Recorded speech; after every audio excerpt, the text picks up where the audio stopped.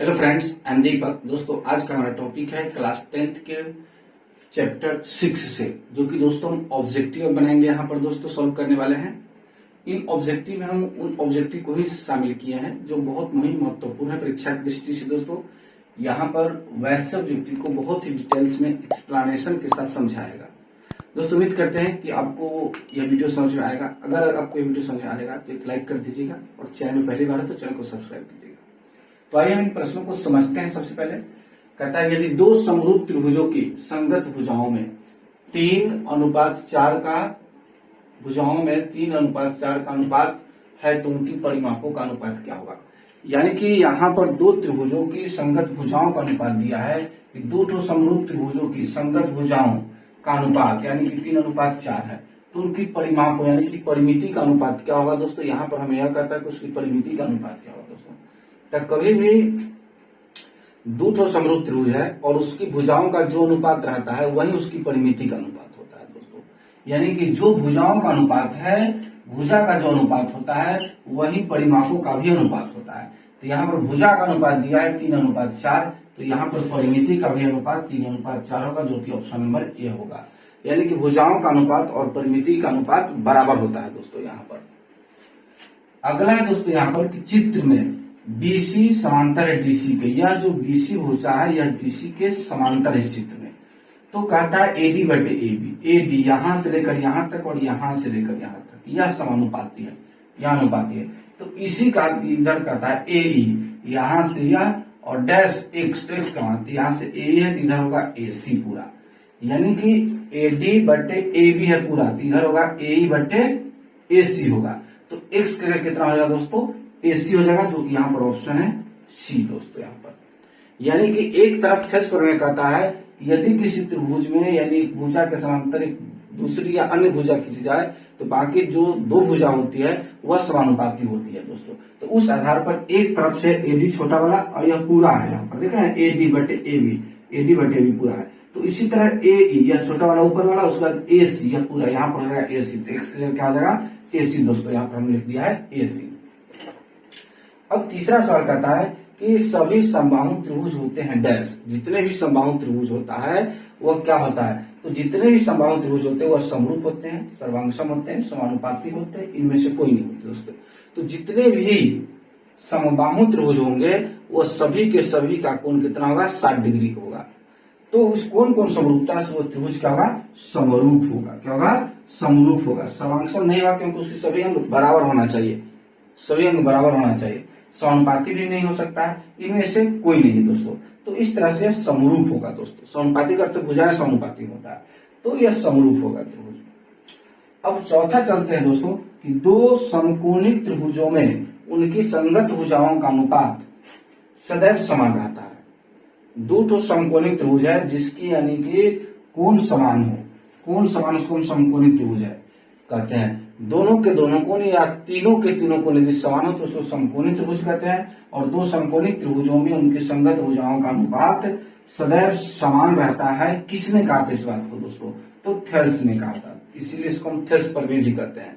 Thales प्रमेय यह बताता है कि कोई भी दो ठो त्रिभुज है और उसमें एक भुजा के समांतर दूसरी भुजाएं खींची जाए, रेखाएं खींची जाए, तो बाकी जो भुजाएं होती है वह एक ही समानुपाती होती है या समान समानुपाती होती है। दोस्तों तो इस बात को थेल्स ने कहा था। दोस्तों तो इस तरह से यहाँ थेल्स होगा। अभी दोस्तों इसमें हम 4 प्रश्नों को देखे हैं। अब आइए हम इन इसी प्रश्नों के साथ हम आगे बढ़ेंगे, 5 प्रश्नों को हम देखेंगे। दोस्तों तो दोस्तों आइए अब हम 5वां प्रश्न को देखते हैं। हमारा 5वां प्रश्न दोस्तों कहता है कि दो समरूप त्रिभुजों की दो संगत भुजाएं 3:5 के अनुपात में है। यानी कि दो ठो समरूप त्रिभुज है और उनकी संगत भुजाओं का जो अनुपात है, दो संगत भुजाओं उसके अनुपात है 3:5, यानी कि 3:5 के अनुपात में हो।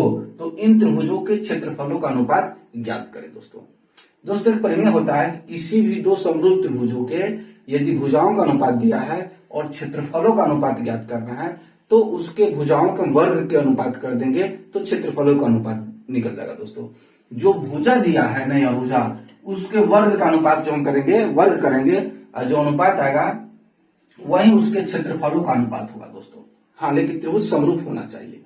यदि त्रिभुज समरूप नहीं होगा तो यह फॉर्मूला नहीं काम करेगा दोस्तों। यहाँ पर स्पष्ट रूप से कहता है कि दो समरूप त्रिभुजों की दो संगत भुजाएं का अनुपात 3:5 दिया है के अनुपात में हो तो इन त्रिभुजों के क्षेत्रफलों का अनुपात ज्ञात करें। दोस्तों क्षेत्रफलों का अनुपात ज्ञात करना है और दोनों त्रिभुज समरूप है और संगत भुजाओं का अनुपात दिया है यहाँ पर दोस्तों, तो कुछ नहीं करना है, 3 के वर्ग रेशियो हो जाएगा यहाँ पर 5 के वर्ग, 3/9:50/25। यही दोस्तों हमारा आंसर हो जाएगा। 9:25 कहां पर है देखिए, तो 9:25 दोस्तों पहले नंबर पर है। ये 3:5 है या 27:125 है या 9:8 है। हमको आंसर कितना है, 3:5 है दोस्तों। यहाँ 3:5 हो जाएगा दोस्तों। भुजा दिया रहेगा, क्षेत्रफल निकाल रहेगा तो वर्ग कर देंगे। यहाँ पर स्क्वायर दिया, यहाँ पर स्क्वायर दिया, 3×9=25 जो कि आंसर हो गया दोस्तों। अब इस सवाल का बिल्कुल ऑपोजिट जो सवाल है दोस्तों यहाँ पर, वह छठा सवाल है। इसका बिल्कुल ऑपोजिट है, जो कि छठा सवाल दोस्तों। यहाँ पर कहता है दो समरूप त्रिभुजों के क्षेत्रफलों का अनुपात यानी कि 16:81 है, तो भुजाओं का अनुपात डैश होगा। जो भुजा होगा उसका अनुपात कितना होगा, यह हमें ज्ञात करना है। तो बिल्कुल इसका ऑपोजिट है। यहाँ पर भुजा दिया था तो हम क्षेत्रफल ज्ञात करें, यहाँ पर हमें क्षेत्रफल का अनुपात दिया है और भुजा ज्ञात करना है, भुजा का अनुपात ज्ञात करना है। बिल्कुल यानी कि क्षेत्रफल दिया, भुजा ज्ञात करना दोस्तों। तो अभी हमने पढ़ा कि क्षेत्रफल ज्ञात करना है, भुजा दिया है तो वर्ग करते हैं, और यदि यहाँ पर क्षेत्रफल दिया है, ज्ञात करना क्या है, भुजा ज्ञात करना है, तो हम यहाँ पर वर्गमूल निकालेंगे। क्षेत्रफल का अनुपात कितना दिया है, 16:81 दिया है दोस्तों। यह क्षेत्रफल का अनुपात है। निकालना है हमको भुजाओं का अनुपात, यहाँ देखिए भुजाओं का अनुपात हमें ज्ञात करना है, तो कुछ नहीं, इसका वर्गमूल कर देंगे। इसका वर्गमूल 16 के वर्गमूल 4 अनुपात 81 के वर्गमूल 9, 4:9 इसका दोस्तों आंसर हो जाएगा। जब कभी भी क्षेत्रफल का अनुपात दिया रहे और भुजा ज्ञात करना हो तो हमेशा उसका वर्गमूल निकालेंगे। क्या करेंगे, वर्गमूल निकालेंगे। और भुजा दिया रहे, क्षेत्रफल निकालना हो तो वर्ग करेंगे। यही वर्ग और वर्गमूल के खेला है दोस्तों।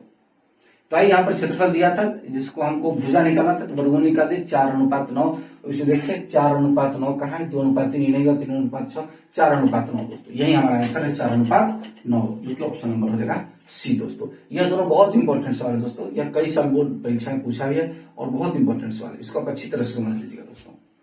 अब आइए 7वां सवाल। 7वां सवाल कहता है कि यदि दो त्रिभुजों में, जो त्रिभुज है ABC तथा त्रिभुज है PQR में, दो त्रिभुज है ABC और PQR में।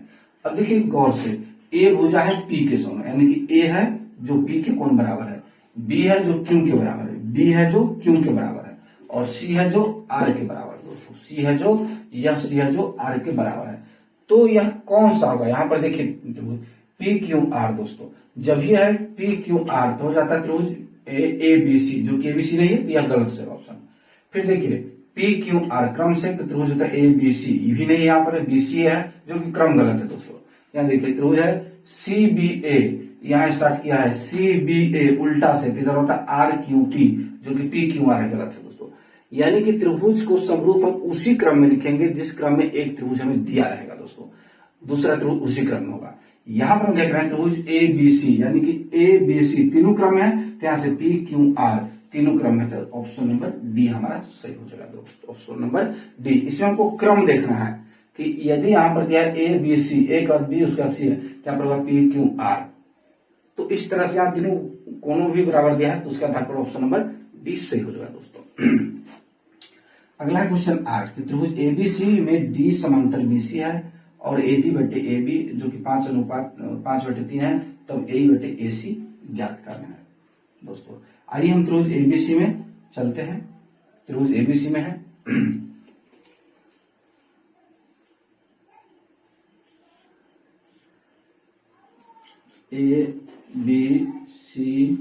ABCDE। इसमें दिया दोस्तों AD/DB, AD दिया हुआ है यहाँ 5 और DB दिया हुआ है 3। अब दोस्तों AE/AC क्या होगा दोस्तों, यानी कि यह इसके समांतर, यहाँ पर एक कहता है कि D है जो BC के समांतर यहाँ कहता है। तो थेस पर में दोस्तों हम पढ़े हैं कि थेस पर में यदि किसी भी त्रिभुज के एक भुजा के समांतर दूसरी भुजाएं खींची जाए, यानी कि त्रिभुज ABC में BC भुजा के समांतर D खींची गई है, यहाँ पर स्पष्ट रूप से कहता है D है जो BC के समांतर खींची गई है, तब AD/DB का अनुपात समान होगा। AD/DB का अनुपात बिल्कुल समान होगा दोस्तों, यहाँ पर इसके समान होना होगा। तो यहाँ पर क्या करेंगे, ए ही है दोस्तों, यह ए है तो ए और ए डी यह दोनों का बराबर हो जाएगा, 5 हो जाएगा दोस्तों। अब है ए सी पूरा, तो इस 5 और 3 के जोड़ दीजिए, ए भी 5 और 3 8 होगा, तो ए सी भी 5 और 3 8 होगा, 5/8 दोस्तों ऑप्शन होगा। 5/3 गलत है, 3/5 5/8 तो ऑप्शन नंबर सी हो जाएगा दोस्तों। कुछ देखिए एसी का मान निकालने के लिए या 5 और 3 के जोड़ दिए, एबी का जो मान होगा वह एसी का मान होगा और एडी का जो मान होगा वह एई का मान होगा। तो यहाँ पर दिया था हमको एडी के मान 5 तो 5 लिख दिया और डीबी का मान नीचे दिया 3, तो एडी और डीबी इस दोनों के जोड़ दिए तो एसी का मान निकल गया, तो एबी का मान जो कि 8 है दोस्तों। तो यहाँ पर दोस्तों यह बन गया है जो कि 8 क्वेश्चन है, बहुत ही महत्वपूर्ण है दोस्तों। आप इस 8 प्रश्न को बार बार देखिए और इसको कॉपी पर सोल्व करने की कोशिश कीजिए, ताकि आपको बार बार कॉपी पर सोल्व कीजिएगा तो आपको दिमाग में यानी कि वह प्रश्न सेट हो जाएगा। और कोशिश कीजिए कि प्रश्नों को कॉपी पर लिख के सोल्व करें, क्योंकि बार बार जब हम प्रश्नों को लिखते हैं उसको कॉपी पर सोल्व करते हैं तो बार बार हमारे दिमाग में छप जाता है और इस आधार पर वो सेट हो जाता है, तो हम कहीं भूलते नहीं दोस्तों। और जब आप भूलते नहीं तो आपको कॉन्फिडेंस लेवल हाई रहेगा, उसमें कॉन्फिडेंस बना रहेगा और एक बार सवालों को पढ़िएगा और आंसर को टिक कर दिया कि कौन सा विकल्प सही है, कौन सा विकल्प गलत है दोस्तों। तो दोस्तों उम्मीद करते हैं कि आपको वीडियो समझ में आ गया होगा। अगर अभी भी कहीं भी किसी को कोई दिक्कत है तो आप हमें कमेंट करने से बता सकते हैं। मिलते हैं एक और वीडियो में दोस्तों, तब तक के लिए जय हिंद।